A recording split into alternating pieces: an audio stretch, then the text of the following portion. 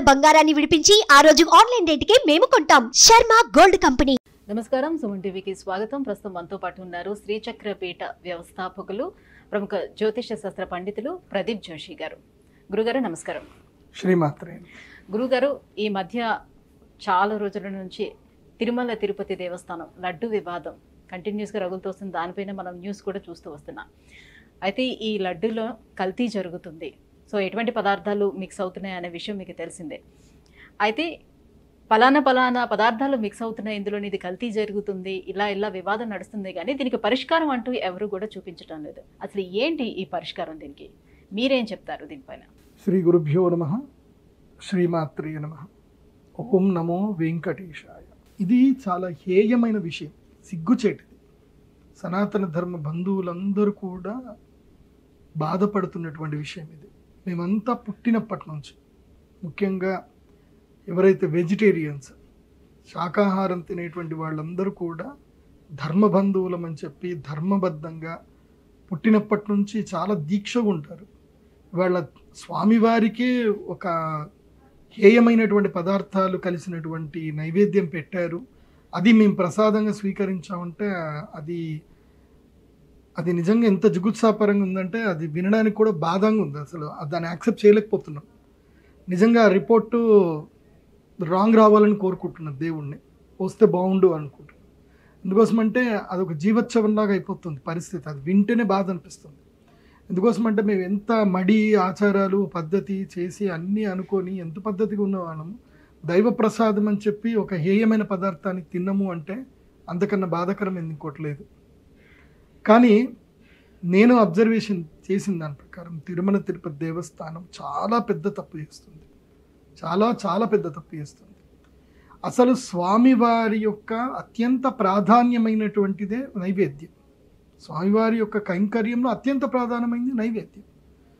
వారికి వడలు నైవేద్యం పెట్టినా, లడ్డు నైవేద్యం పెట్టినా, ఏది చేసినా ఘృతం, నెయ్యి కావాలి. నెయ్యి లేకుండా నైవేద్యం అనేది లేదు. నెయ్యి లేని నైవేద్యమే నిరర్థకం. అది నెయ్యి లేని నైవేద్యము ప్రాణము లేని శరీరం లాంటిది అని చెప్పి శాస్త్రాలు చెప్తారు. అలాంటిది ఒక తిరుమల తిరుపతి దేవస్థానం నెయ్యి తయారు చేసుకోలేకపోతుందా అన్నది చాలా బాధాకరమైన విషయం. సాధారణంగా మనం తిరుమల తిరుపతికి వెళ్ళేటప్పుడే మనకి ఆ లడ్డు ప్రసాదం దగ్గర వెళ్ళేటప్పటికి అక్కడ మనకి ఘాట్ అనేది తెలుస్తుంది. అవును, ఆ నేతి వాసన అనేది మనం ఆస్వాదించగలుగుతాం. అయితే ఇక్కడ ప్రసాదాలన్నీ తయారు చేసేది ఆ బ్రాహ్మణ సంఘాలే కాబట్టి వాళ్ళు తయారు చేస్తుండేటప్పుడు ఈ నేతిలోని కల్తీ అనేది ఏమాత్రం తెలిసే అవకాశం ఉండదంటారా? కొంచెం మనకి ఆ స్మెల్ రాలేదు అని అనుకోండి, ఏంటి ఇది మనకి స్మెల్ రావట్లేదు అని కొంచెం అనిపిస్తుంది కదా. ఎలా తెలుస్తుందండి? ఎలా తెలుస్తుంది? ఇప్పుడు నేతికి ఇప్పుడు ఆర్టిఫిషియల్ స్మెల్స్ కూడా యాడ్ చేస్తున్నారు కదా. ఇప్పుడంతా ఆర్టిఫిషియల్ స్మెల్స్ యాడ్ చేసేస్తాయి. న్యాచురల్గా వచ్చేది న్యాచురల్గా వస్తుంది. కాకపోతే వినగ రాగం అతిశయింది అన్నట్టు డైలీ అదే స్మెల్ అదే వాతావరణం వాళ్ళకి తెలియదు, అది జరగదు. వాస్తవంగా ఏంటంటే ఈ ఏదైతే నెయ్యి తిరుమల తిరుపతి దేవస్థానంలో ఇప్పుడు ఈయన జగన్మోహన్ రెడ్డి గారి ప్రభుత్వం అనే కాదు, ఇంతకు మునుపు ప్రభుత్వాల్లో నందిని నెయ్యిని తీసుకొస్తున్నారు, వేరే వాళ్ళకి టెండర్లు ఇస్తున్నారు. వాస్తవంగా చెప్పాలంటే ఈ టెండర్ విధానం అనేది పూర్తిగా రద్దు చేయాలి. తప్పిది, టెండర్ విధానం అనేది తప్పు. బయట ఎక్కడి నుంచో కొనాల్సిందంతా కూడా తప్పు. ఎందుకోసమంటే ఇప్పుడు నందిని వాళ్ళు కూడా పవిత్రంగా చేస్తారని నమ్మకం ఏం లేదు. వాళ్ళు ఏం చేస్తారు అంటే రైతులందరి దగ్గరికి నుంచి పాలు కలెక్ట్ చేస్తారు. వాళ్ళు ఆవు పాలే ఇచ్చారని నమ్మకం లేదు. ఆవు పాలు ఇవ్వచ్చు, బర్రె పాలు ఇవ్వచ్చు. అదే ఆవు దేశీ ఆవు కాదు, జెర్సీ ఆవు పాలు వస్తాయి. మరి ఆవుకి ఏం తినిపించారు? పచ్చిగడ్డి తినిపించారా లేకపోతే ఏమేమి తినిపించారో కూడా తెలియదు కదా. ఆవు ఏది పెడితే తినేస్తుంది, అది ప్లాస్టిక్ తింటుంది, ఏదైనా తింటుంది. సో అలా డిఫరెంట్ ఎక్కడెక్కడో ఏదో తినిపించి మాల్న్యూట్రిషన్ అయిన పాలన్నిటిని కూడా కలిపి వీళ్ళు నెయ్యి తయారు చేసి అదేదో దిక్కుమాలిన మాకెవరూ ఏ దిక్కు లేదు అన్నట్టుగా కొనాల్సిన అవసరం తిరుపతి దేవస్థానానికి లేదు. శ్రీవారికి కావాల్సినటువంటి పూలమాలని అక్కడే పూలని వాళ్ళే అక్కడ పండించి చేసి అక్కడి నుంచే పూలు తెచ్చుకునేటప్పుడు వాస్తవంగా నేనైతే ఒకటి ఏం చెప్తున్నానంటే, హైందవ బంధువులు ఈ ఒక్క విషయంలో మాత్రం మీరంతా ఒక సంతోషపడచ్చు. ఈ లడ్డు విషయంలో నేను తిరుపతి దేవస్థానం మాకు తెలుసు కాబట్టి, నేను అక్కడనే కొన్ని రోజులు పనిచేశాను కాబట్టి అక్కడ అంతర్గత విషయాలు మాకు తెలుసు కాబట్టి, స్వామివారికి ఏదైతే ప్రధానమైనటువంటి గర్భమండపం లోపలికి తీసుకెళ్లే నైవేద్యం మాత్రం అది పూర్తిగా శుద్ధ దేశీ ఘీ నుంచి తయారైన లడ్డూలు మాత్రమే వెళ్తాయి. అక్కడ కేవలం రోజుకి ఒక 21 లడ్డూలు మాత్రమే పెద్ద లడ్డూలు నైవేద్యంకి వెళ్తాయి. అవి కంప్లీట్గా అక్కడ ఉగ్రాణము లోపల తిరుమల తిరుపతి దేవస్థానానికి సంబంధించిన ఆవుల నుంచి, దేశీ ఆవుల నుంచి తీసిన నెయ్యి నుంచి తయారు చేస్తారు. స్వామివారికి నైవేద్య విషయంలో ఎక్కడ అపరాధం అయితే జరగలేదు. ఆ విషయంలో మనం అందరం సంతోషించవచ్చు. ఈ బయట మనందరి కోసం తయారు చేసిన లడ్డూలో కల్తీ జరిగింది కాబట్టి అది బాధపడవచ్చు. కానీ నేను తిరుమల తిరుపతి దేవస్థానంకి ఇప్పుడు ప్రదీప్ జోషి అని నేను ఒక నార్మల్ వ్యక్తినైతే కాదు. నాకు దాదాపుగా 1 కోటి మంది జనాలకి ప్రదీప్ జోషి అంటే తెలుసు. నా ఒక్క వాక్కు 1 కోటి మంది హిందువుల యొక్క వాక్కులాగా మీరు భావించండి. ఎందుకోసమంటే మా సుమన్ టీవీకి మాకు దాదాపుగా 1 కోటి మంది ఫాలోవర్స్ ఉన్నారు, 1 కోటి మంది సబ్స్క్రైబర్స్ ఉన్నారు, 1 కోటి మంది ఫాలోవర్స్ ఉన్నారు మాకు. సో తెలుగు రాష్ట్రాల్లో సుమన్ టీవీ తెలియని వాళ్ళు లేరు. నేను తెలుగు రాష్ట్రాల్లో యావత్తు 11 కోట్ల మంది తెలుగు ప్రజల తరఫు నుంచి నేను తిరుమల తిరుపతి దేవస్థానం వారికి రిక్వెస్ట్ కూడా కాదు, ఆర్డర్ చెప్తున్నాను. నేను ఒక హిందూగా ఆర్డర్గానే చెప్తున్నాను. మేము చెప్పింది పాటించండి, లేకపోతే తీవ్రంగా ఉంటాయి చెప్తున్నాను. ఎందుకోసమంటే ఇవాళ చాగంటి కోటేశ్వరరావు గారు కానివ్వండి, సుబ్రహ్మణ్య శర్మ గారు కానివ్వండి, షణ్ముఖ శర్మ గారు కానివ్వండి, నేను కానివ్వండి, వద్దిపర్తి పద్మాకర్ కానివ్వండి, ఇంకా మాలాంటి వాళ్ళు మేము ఒక 500 మంది అందరం కలిసి మేము చెప్తేనే వీళ్ళందరూ వస్తున్నారు మీ దగ్గరికి. మేమందరము స్వామివారి యొక్క ధర్మాన్ని, స్వామివారి యొక్క మహాత్మ్యాన్ని మేము ప్రచారం చేస్తున్నాము. వాళ్ళ లోపల భక్తి భావాన్ని నింపుతున్నాం కాబట్టి వాళ్ళందరూ అక్కడికి వస్తున్నారు. అది బాగా గుర్తుపెట్టుకోండి. మా మాట వీళ్ళందరూ కూడా వింటారు. అందరి మాట మా మాటే. తిరుమల తిరుపతి దేవస్థానం వాళ్ళు ఇప్పటి నుంచి అయినా సరే తప్పులు చేయడం మానండి. మీరు ఇమీడియట్లీ ఒక 10,000 ఎకరాలు తీసుకోండి. మీ దగ్గర డబ్బులు లేకపోవడం కాదు, మీ డబ్బులన్నీ బ్యాంకుల్లో కుదవబెట్టి బ్యాంకుల వాళ్ళకి మీరు కాపాడుతున్నారు. మీరు చేయాల్సింది వ్యాపారం కాదు, సనాతన ధర్మాన్ని రక్షించడం మీరు చేయాల్సింది.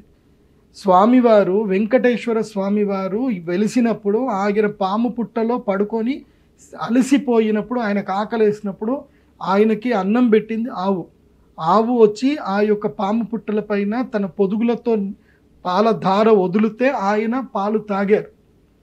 కాబట్టి ఆయనని గోవు సంరక్షించింది. కాబట్టి ఆయనకు మేము వేసే డబ్బుతోటి మీరు గో సంరక్షణ చేయాలి. అది తిరుమల తిరుపతి దేవస్థానం యొక్క మొట్టమొదటి ప్రాధాన్యత ఇవ్వాలి. ఎందుకోసమంటే ఆ స్వామివారికి అన్నం పెట్టింది గోవు. ఆ గోవునే మీరు కాపాడకపోతే మీరు ఎందుకయ్యా తిరుమల తిరుపతి దేవస్థానం? మీరు తిరుమల తిరుపతి దేవస్థానం యొక్క మొదటి ప్రాధాన్యతలో గో సంరక్షణ అయ్యి ఉండాలి.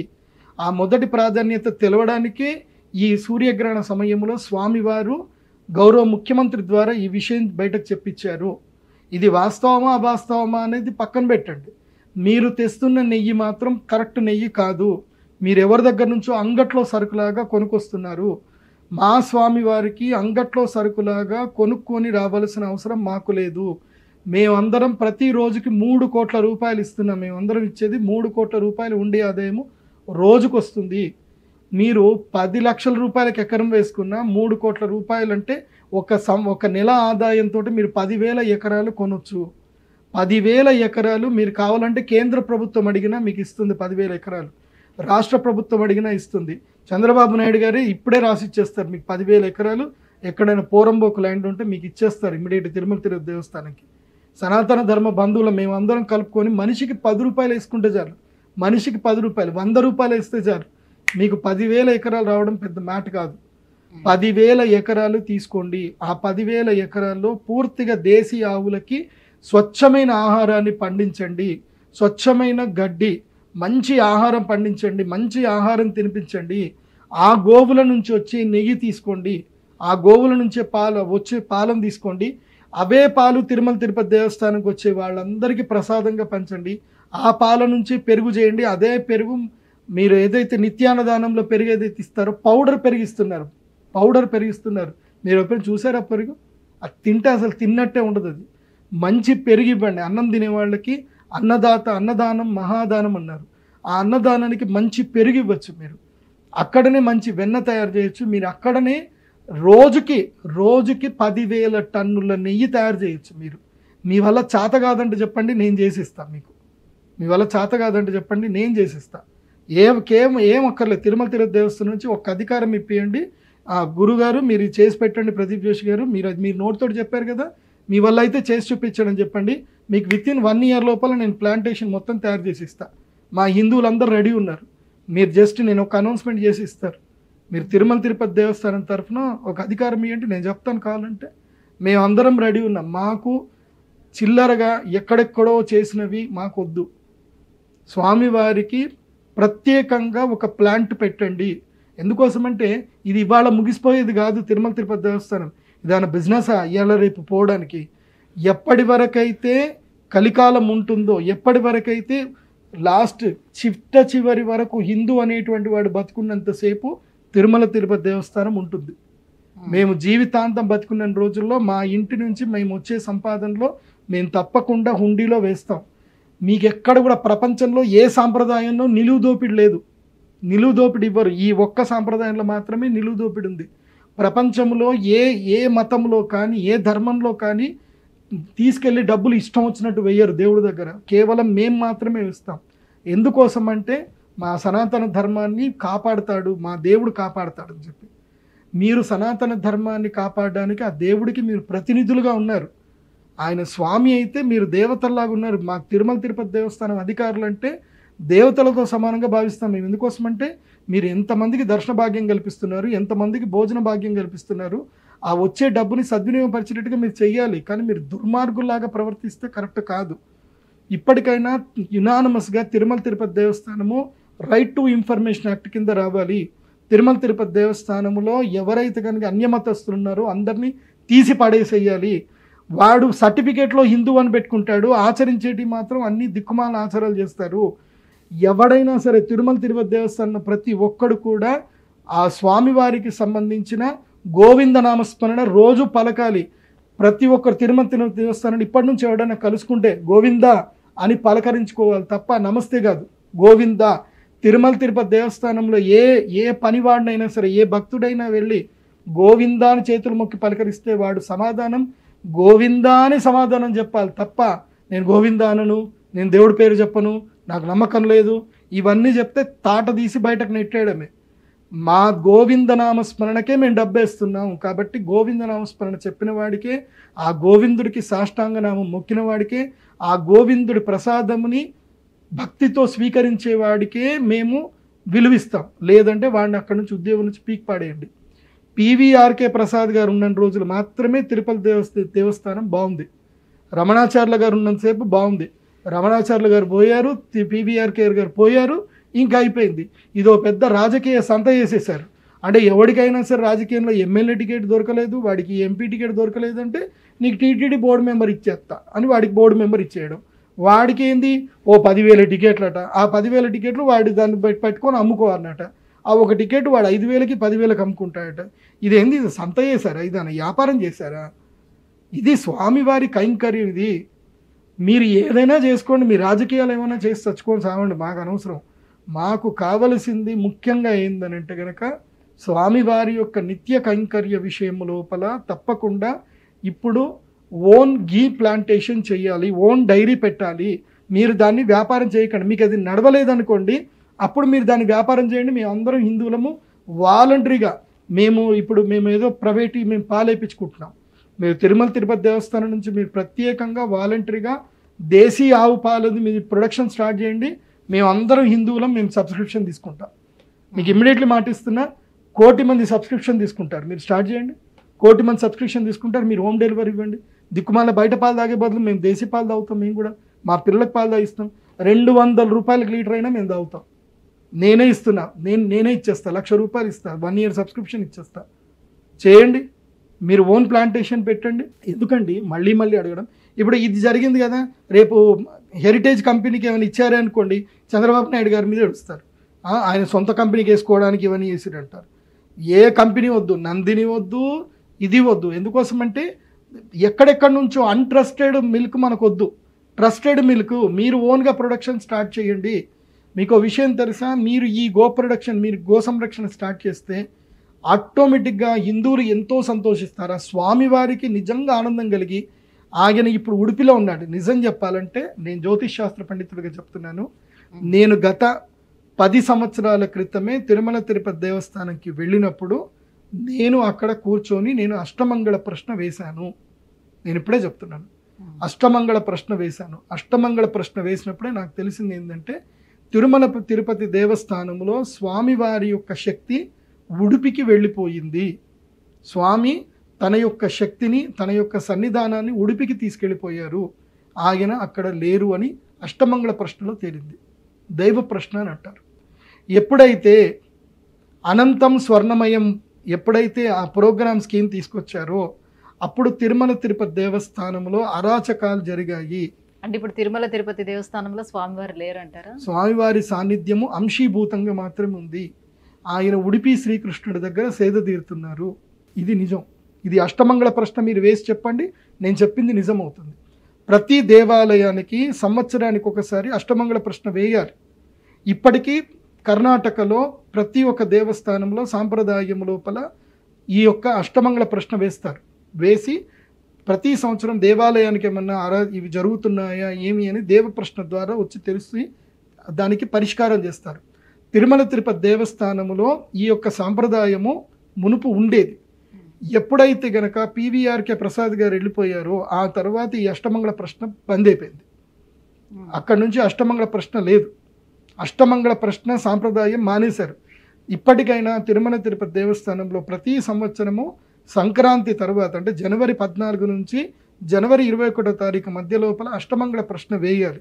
వేసి జనవరి 21వ తారీఖు తర్వాత రథసప్తమి మధ్యన తిరుమంజనం చేయాలి. తిరుమంజనం చేసిన తర్వాత రథసప్తమికి స్వామివారికి స్వర్ణరథం అనేది తీయాలి. ఇవి పద్ధతులు. రాని పద్ధతులన్నీ ఎవరిష్టం వచ్చినట్టు వాళ్ళు చేస్తున్నారు. వాస్తవంగా తిరుమల తిరుపతి దేవస్థానం మీద సంపూర్ణమైనటువంటి అధికారము మొట్టమొదటిగా ఉత్తరాది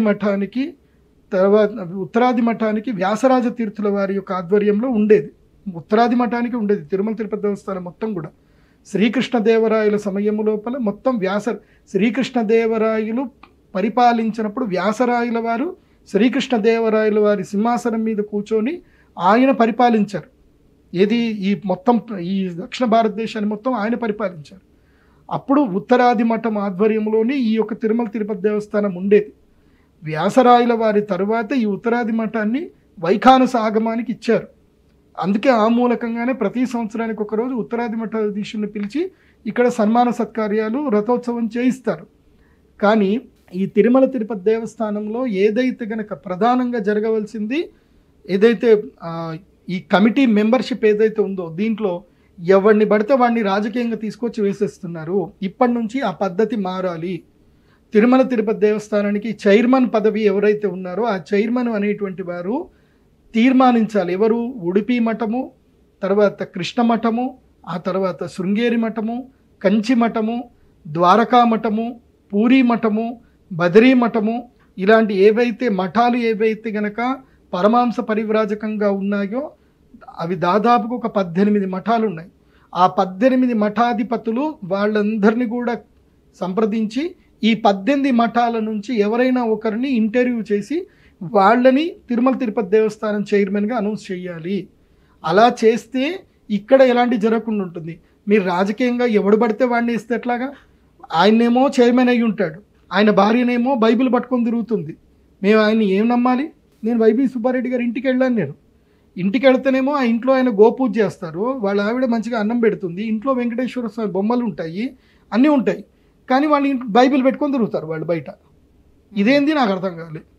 నేను ఆయన్ని అడిగితే ఎవరి నమ్మకం వాళ్ళదండి అని అంటాడు ఆయన. మళ్ళీ వైవి సుబ్బారెడ్డి గారు ఏమో ధర్మ ప్రకారం చెప్పుకోవాలంటే హిందూ అని సర్టిఫికేట్లో పేరు ఉంటుంది. మళ్ళీ ఆయన మాత్రం చర్చికి వెళ్తాడు. ఆయన మేము యేసు ప్రభుని నమ్ముతా ఉంటాడు. నమ్మకంలో తప్పే, అదే నమ్మకంలో తప్పే ఉంది గురుగారు అంటారు. మంచిదే, మీరు నమ్మకం అయితే మీరు నమ్మకం పెట్టుకోండి.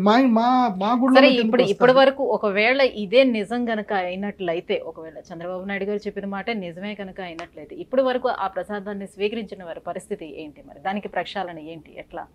ఏముంది, 3 ఏకాదశులు ఉపవాసం తప్పకుండా ఉండండి. తప్పకుండా విష్ణునామస్మరణలో 3 ఏకాదశులు నిరాహారంగా ఏకాదశి ఉపవాసం చేయండి. స్వామివారికి ప్రాయశ్చిత్తం అనేది చేసుకోండి. ప్రాయశ్చిత్తం చేసుకుంటే సరిపోతుంది. ప్రాయశ్చిత్తం అంటే ఏం లేదు, క్షమించండి స్వామి అని చెప్పి కన్నీరు పెట్టుకుని దండం పెట్టుకోవడం తప్ప ఇంకేం లేదు. అంతకుమించి మనం చేసేది ఏం లేదు. ఎందుకోసం అంటే అది మనం తెలిసి చేసిన తప్పు కాదు కదా, తెలియక చేసిన తప్పు కాబట్టి ఉపవాస దీక్ష చేసి మాత్రం దాన్ని తొలగించుకోవచ్చు. అది చెయ్యాలి. తర్వాత ఒక పద్ధతి ప్రకారం ఏంటంటే దీనికి జలధౌతి అని ఒకటి ఉంటుంది. ఎప్పుడైనా మనము తీసుకొని ఆహార పదార్థం ఎప్పుడైనా మనం తీసుకుంటే గనక దీనికి యోగశాస్త్ర ప్రకారము జలధౌతి చేసుకోవాలి. జలధౌతి అంటే అర్థం ఏంటంటే కనుక మంచినీళ్ళల్లో కొంచెం ఉప్పు వేసి, అంటే లైట్ బిట్ కొంచెం ఉప్పు వేసి దాన్ని గోరువెచ్చగా కాచి ఉదయాన్నే లేచి ఆ నీటిని మొత్తం కూడా తాగాలి. పూర్తిగా నీటిని అంతా కూడా తాగేయాలి, వామిటింగ్ వచ్చేంత వరకు తాగాలి.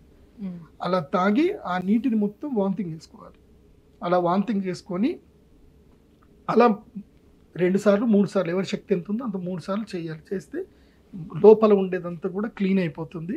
ఆ తర్వాత ఇంత కిచిడి పప్పు, ఇది పెసరపప్పు, అన్నము, నెయ్యి, పసుపు, తర్వాత వీటిని ఏమంటారు మిరియాలు వేసుకొని ఆ యొక్క కిచిడి చేసుకొని అది తినాలి. ఇది ఒక్కరోజు చేస్తే ఇది ఒక విధంగా మన యొక్క పూర్తిగా డైజెషన్ అంతా ట్రాక్ అంతా క్లీన్ చేసుకోవడము.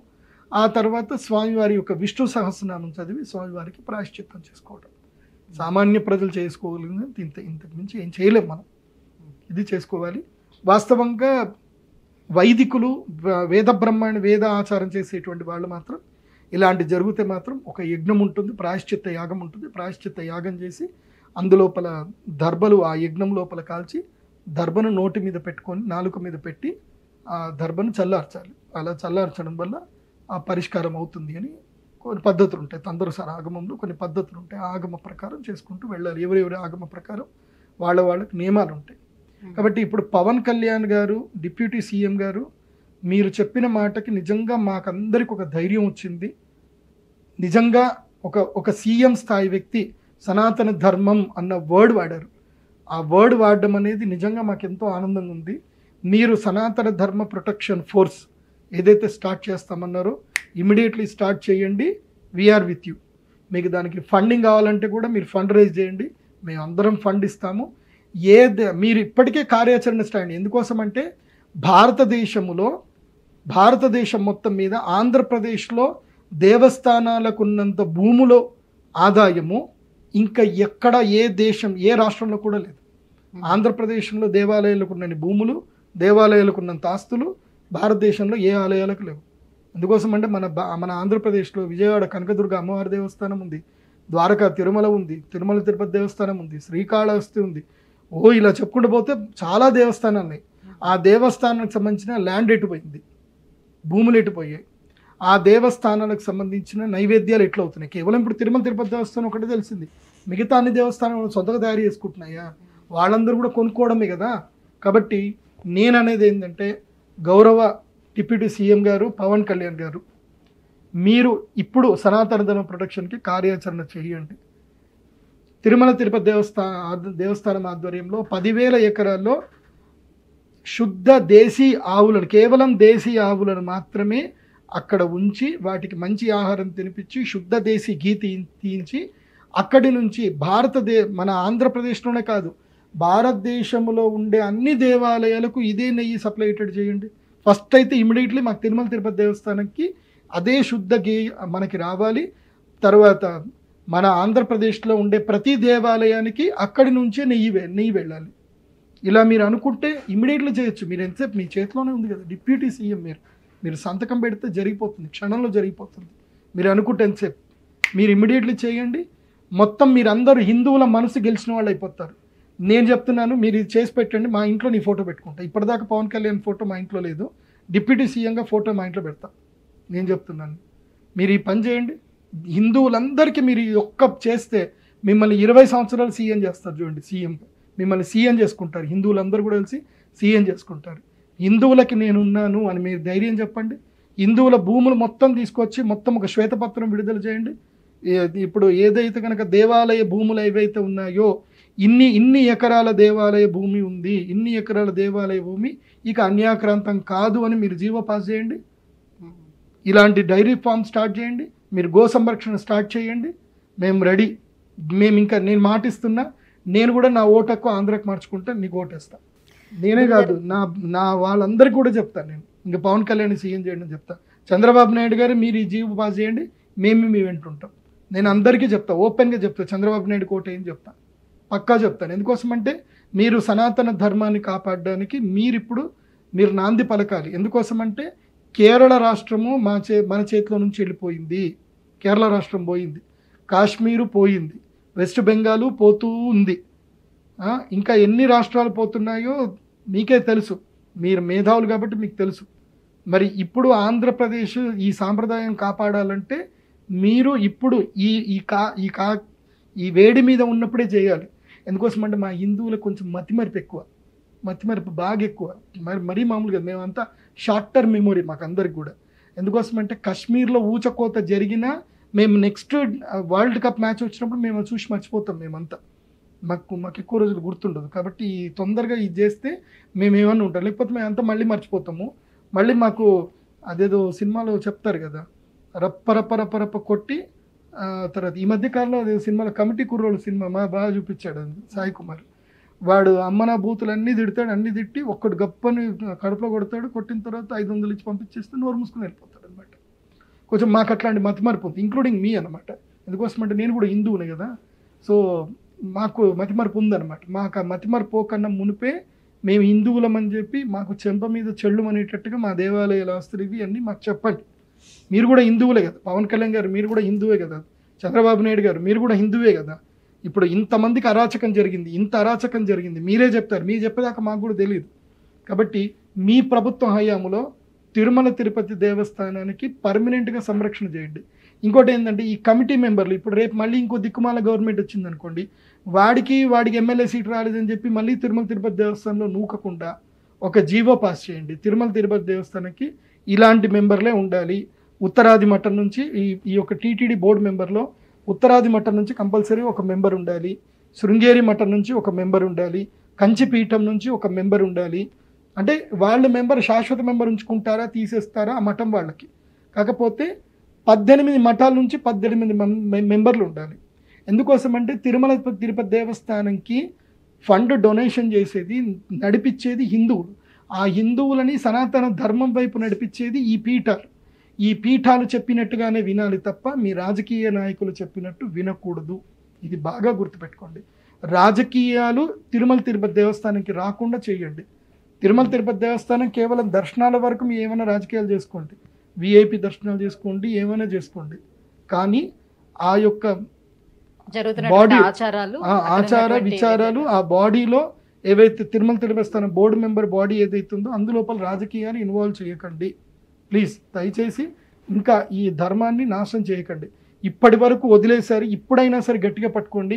ఇంకా చంద్రబాబు నాయుడు గారు మీరు ఉంటే బాగా జరుగుతుంది అని నమ్మకం ఉంది, మీరే చేస్తారని నమ్మకం ఉంది.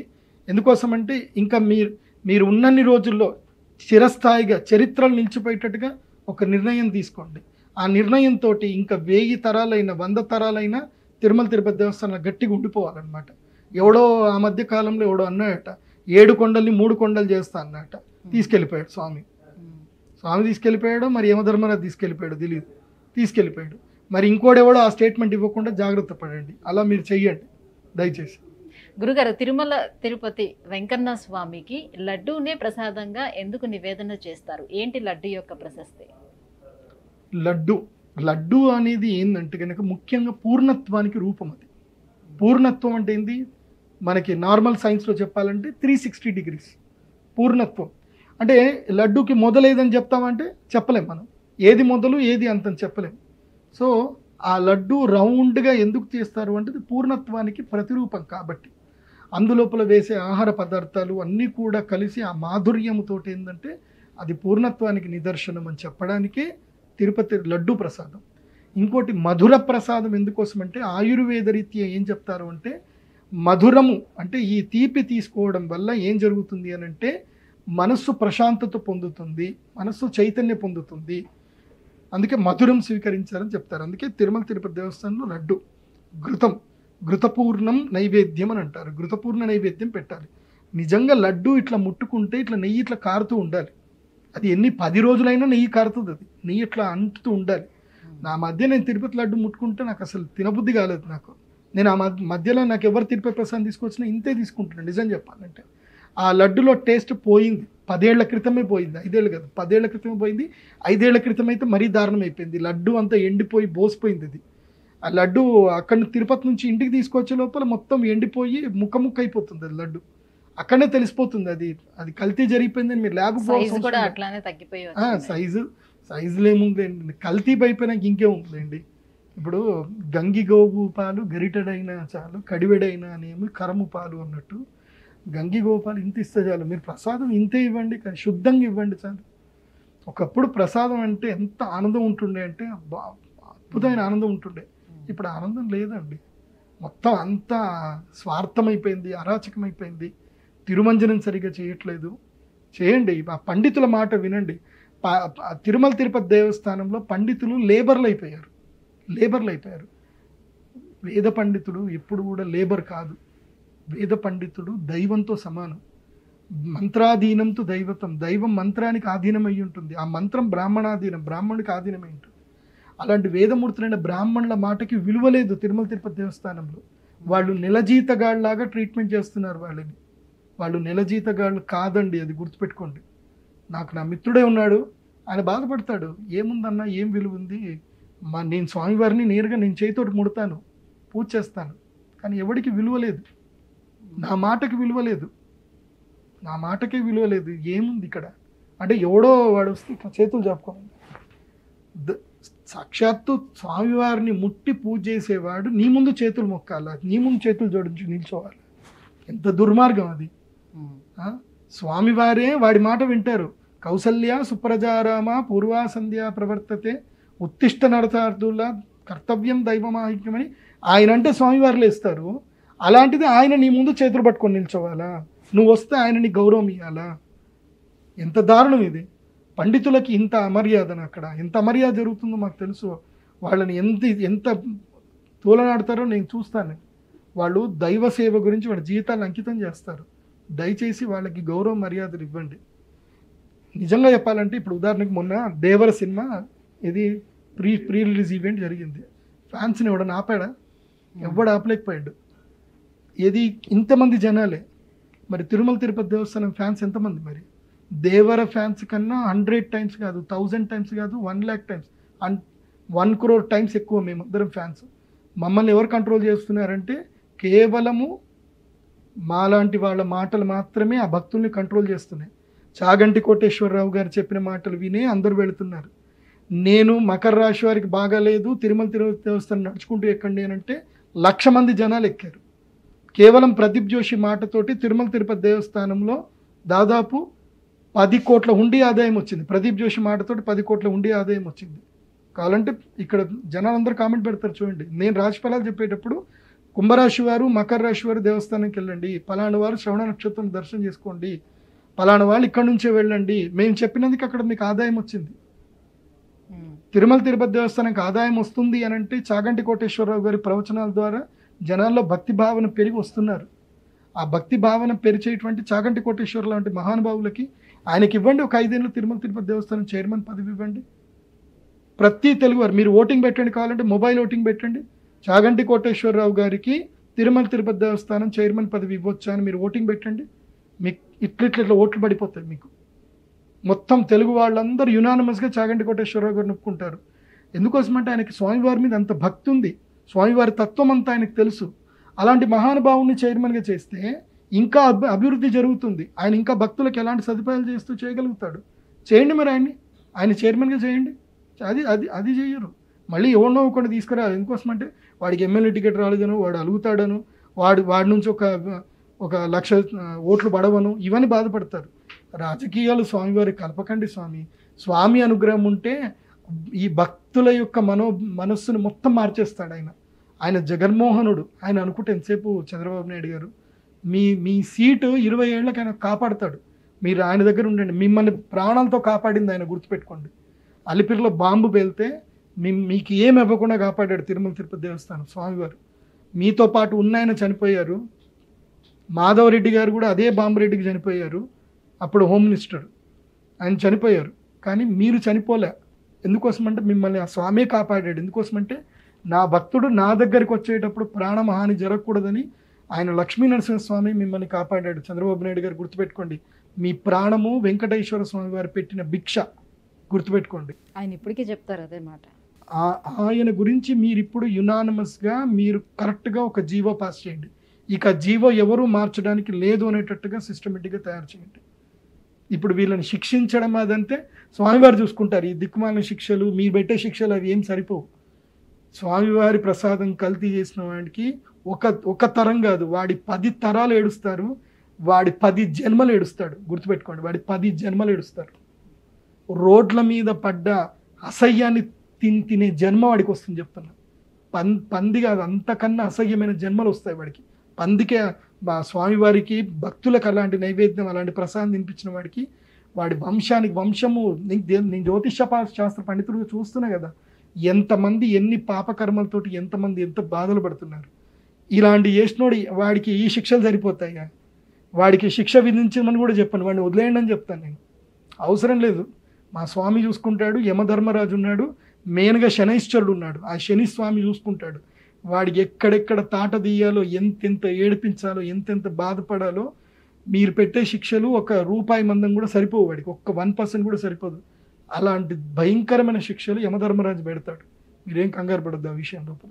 గురుగారు, తిరుమల తిరుపతి లడ్డు ప్రసాదంపై ఎటువంటి వివాదం రాజుకుంటుందో మనందరికీ తెలిసిన విషయమే. ఈ వివాదంపై ఎటువంటి పరిష్కారం చూపిస్తే బాగుంటుందన్న అంశాలు మీరు మాట్లాడినందుకు ధన్యవాదాలు. శ్రీమాన్.